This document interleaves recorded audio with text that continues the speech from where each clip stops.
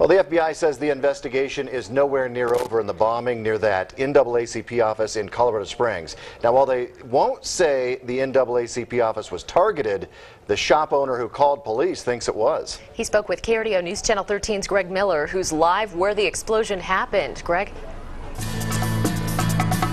James and Heather, good evening. The owner of Mr. G's salon here in Colorado Springs says he has never seen anything like it. Now, while the FBI has not released any new information today, the people who work inside that building say they will not be deterred.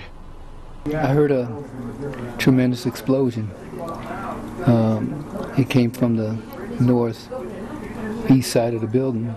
It was so loud, it sounded like it almost sounded like it was in the building. That's how loud it was. Gene Sutherland, also known as Mr. G by his clients, was cutting a corrections officer's hair before he heard explosions and saw a mass flux of investigators. The corrections officer said it sounded like a shotgun up at close range, which I never experienced. So he called police. G's Hair Design Studio, 603 South El Paso Street, for an explosion structure fire. He had to close his doors as investigators started combing around the building. Pipe bomb was the noise, and the flare, I guess, was supposed to activate the can of gasoline, the container of gasoline, and so evidently it didn't. The doors to the NAACP are still closed, but not because of the bombing. The head of the chapter says he closed because of weather.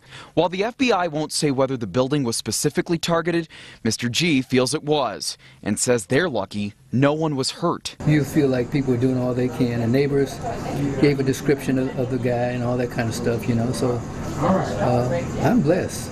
So when you're blessed, you know, and you know whose hands it's in, you don't worry about, you know, things as much.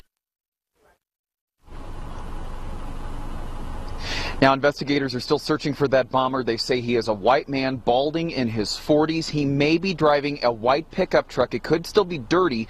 That's a 2000 or older model. The truck has a dark-colored bed liner, and it may be missing a license plate. Contact authorities if you know anything. We're reporting live tonight in Colorado Springs. Greg Miller, KRDO News Channel 13. Thanks so much.